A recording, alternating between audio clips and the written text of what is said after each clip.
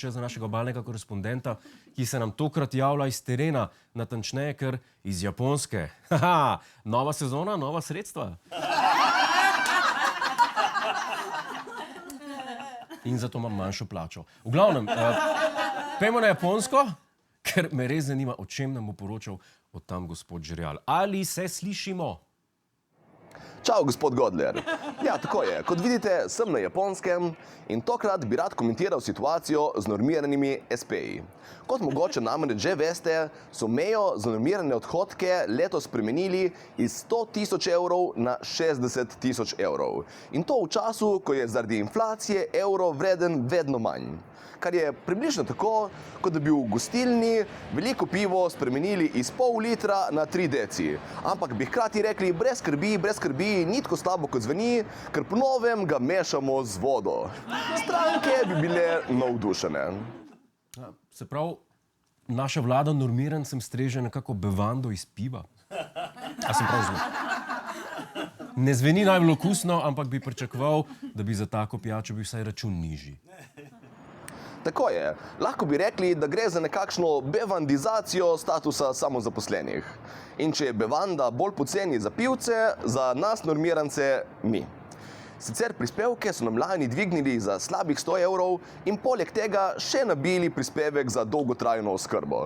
Kar pomeni, da bomo sedaj plačevali več, zato da lahko zaslužimo manj. In posledično mnogo normirancev išče alternativne rešitve iz te situacije. Ampak kakšne rešitve pa imate vi v mislih? Opcij je več. Veliko ljudi, ki jih poznam, trenutno zapira SP-je in odpira DO-je. Tako da naj samo še kdo reče, da ta vlada ni naredila nič za gospodarstvo. Glejte, jaz sem se prej družil s samimi samozaposlenimi, zdaj pa se družim s samimi direktorji. Potem druga opcija je preprosto to, da načrtno delamo manj. Nekako tako kot zdravniki na koncesijo. Enkrat, ko zmanjka naročanja za to leto, preprosto začnemo naročati ljudi v naslednje leto. Bravo mi! Namesto, da bi se znebili čakalnih vrst pri zdravnikih, jih bomo zdaj imeli še pri frizerjih. In seveda, zadnja opcija je to, da namesto normiranega SP-ja preprosto preidemo na navaden SP in ponovno začnemo voditi evidenco stroškov za vse možno. Razumem, se prav. Ja, imate prav, to zveni kot najbolj enostavna rešitev, čeprav si predstavljam, da bo kar povečala papirologijo, no? Če imam prav. Ampak gospod Žerjal, jaz nisem čist ujel.